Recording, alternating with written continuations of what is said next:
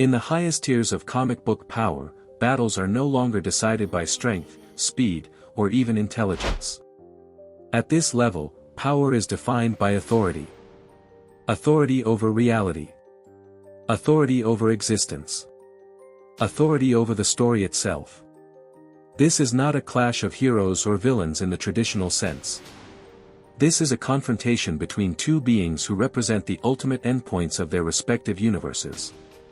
On one side stands Abraxas, Marvel's embodiment of multiversal destruction, a force that exists to erase reality when balance collapses. On the other stands the Darkest Knight, DC's most dangerous incarnation of Batman, a being who achieved godhood by mastering fear, knowledge, and narrative control itself. This is not a fight that unfolds on a battlefield. It exists beyond time, beyond space, and beyond causality. The question is simple, but the answer is not. When absolute destruction collides with absolute control, who truly holds more power? Abraxas, Marvel's embodiment of multiversal annihilation. Abraxas is not a villain driven by motives, ambition, or emotion. He is a cosmic inevitability. Born as the destructive counterpart to eternity, Abraxas represents the collapse of existence itself. Where eternity embodies life, time, and the continuation of reality, Abraxas embodies entropy, annihilation, and the end of all things. His existence is directly tied to the cosmic balance of Marvel's multiverse. As long as Galactus exists as a stabilizing force, Abraxas remains contained. The moment Galactus is removed from the equation, Abraxas is unleashed. Unlike most cosmic entities, Abraxas does not conquer universes. He deletes them. Entire realities collapse in his presence without resistance. He does not rely on energy attacks or physical combat. His power operates at the structural level of the multiverse itself. Universes unravel simply because he exists.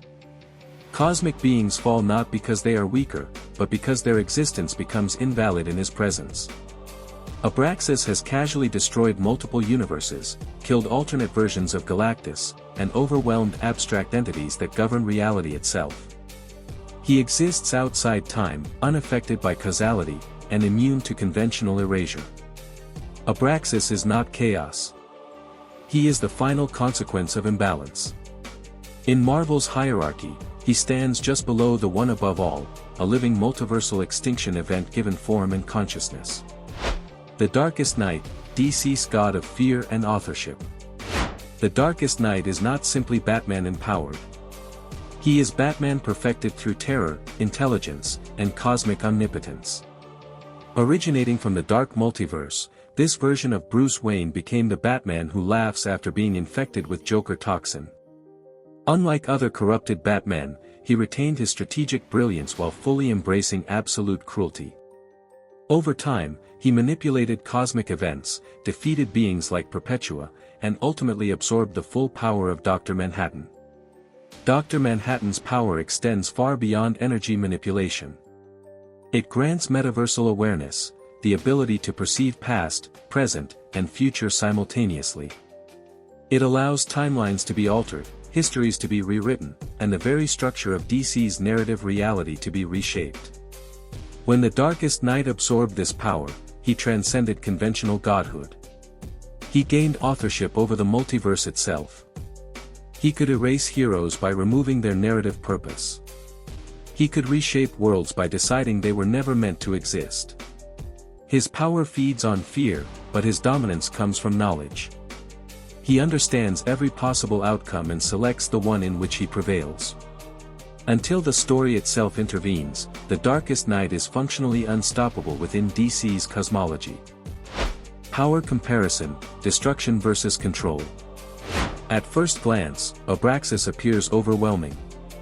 His scale of destruction exceeds anything the Darkest Knight has demonstrated through direct action. He annihilates multiverses not as a tactic, but as a natural function of existence itself. Entire realities collapse simply because he manifests. There is no build-up, no escalation, and no resistance. However, raw destructive capacity is not the sole measure of power at this level of cosmic hierarchy. At the highest tier of fictional entities, destruction alone becomes increasingly inefficient. The Darkest Knight does not rely on erasing realities through force. He relies on control. Abraxas ends realities. The Darkest Knight rewrites them. Abraxas erases universes from within the system. The Darkest Knight operates above the system itself, manipulating outcomes before destruction is ever allowed to occur. Abraxas lacks strategy because he does not require one. His role is not to plan, adapt, or overcome opposition. His existence is the consequence of imbalance, and his function is absolute. When balance collapses, Abraxas follows. This makes him terrifying, but also predictable. The Darkest Knight, however, is the opposite. He combines omniscience with preparation. He sees all possible futures simultaneously and selects the path where his dominance is assured. His power is not reactionary. It is anticipatory. Fear fuels his reality, but knowledge governs it. Through Dr. Manhattan's metaversal awareness, the Darkest Knight understands not only what will happen, but why it will happen. While Abraxas can destroy existence, he does not control the narrative layer that governs how realities function across different continuities. He does not rewrite causes. He enforces consequences. The Darkest Knight exists precisely at that narrative layer. He does not merely survive destruction. He redirects it. He alters the rules that determine what destruction even means. In a direct confrontation, Abraxas would attempt to collapse the multiverse through overwhelming annihilation. The Darkest Knight would respond by changing the conditions that allow collapse to occur. This is the defining difference between them. Abraxas is absolute destruction within a framework. The Darkest Knight is the manipulation of the framework itself. One ends stories. The other decides how stories are allowed to exist. Final verdict. Who would win? In a neutral battlefield with no narrative interference, Abraxas's raw multiversal destruction would overwhelm nearly any being that has ever existed in comics. His power is fundamental, unavoidable, and absolute. He does not need time to escalate, strategies to deploy, or weaknesses to exploit. His presence alone collapses realities. Universes do not fight Abraxas. They fail in his proximity. Against standard cosmic entities, abstract gods, or multiversal guardians, Abraxas represents the final outcome once balance is lost. From a purely destructive standpoint, he stands among the most dangerous forces ever written. However, this matchup does not exist on a neutral battlefield. It exists at the highest level of fictional power scaling, where reality itself becomes secondary to the forces that define how reality operates.